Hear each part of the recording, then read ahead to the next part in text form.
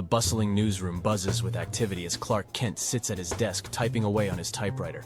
He glances at a monitor displaying breaking news headlines. Clark Kent, to himself. A bank heist? This could be a big story. Lois Lane approaches Clark's desk, holding a folder in her hands. Lois Lane, excitedly. Clark, have you seen this? There's a tip about a major bank robbery happening today.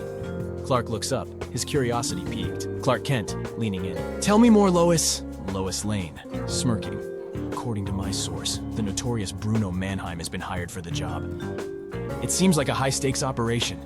Clark's eyes widen in realization. Clark Kent, whispering, Mannheim! This could be dangerous. We have to stop him. Perry White approaches the two reporters, overhearing their conversation. White, gruffly, What's all this about a bank robbery, kids? Lois Lane, determined. Chief, we have credible information. We need to investigate and expose the truth. Perry ponders for a moment, then nods.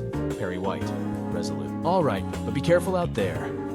Take Olson with you. I want you two to cover every angle of the story. Jimmy Olson, eagerly.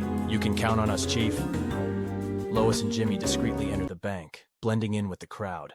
They exchange glances, ready to uncover the secrets lurking within. Lois Lane, whispering, Stay close, Jimmy. Let's find out what Mannheim is up to. As they make their way through the bank, a masked figure emerges from the shadows, holding a bag filled with stolen cash. It's Bruno Mannheim, flanked by his gang of armed henchmen. Lois Lane, whispering, That's Mannheim. Let's get closer, Jimmy. They move stealthily, positioning themselves for a better vantage point. Meanwhile, Clark Kent stands on a rooftop, wearing his iconic glasses and a fedora hat.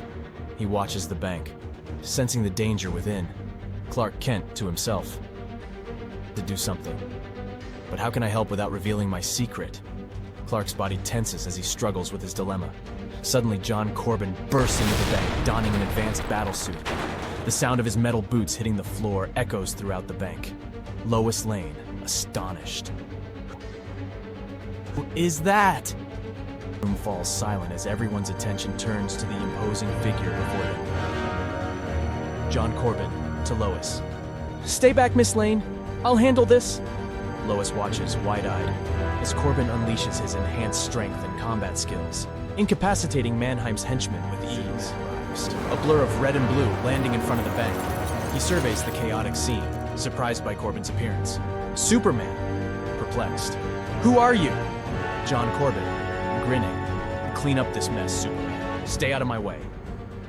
With a swift motion, Corben delivers a powerful punch to Superman, sending him crashing into a nearby wall. Superman, stunned and bewildered, struggles to regain his footing.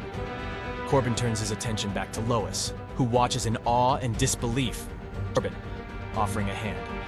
Are you all right, Miss Lane? Lois Lane, stammering. I'm fine, thank you. John Corben removes his helmet, revealing his face to Lois. John Corben, smiling. Journalist, right? How about an exclusive interview once this is all over? Lois, still in a state of shock, manages to nod. Lois Lane, faintly. Yes, that would be great. From a distance, Alexander and Lex Luthor observe the scene through binoculars, their expressions filled with amusement. Lex Luthor, chuckling. Oh, Father, looks like our little experiment is working perfectly. Alexander Luthor, nodding. Indeed, my son, Superman's confusion will be his downfall.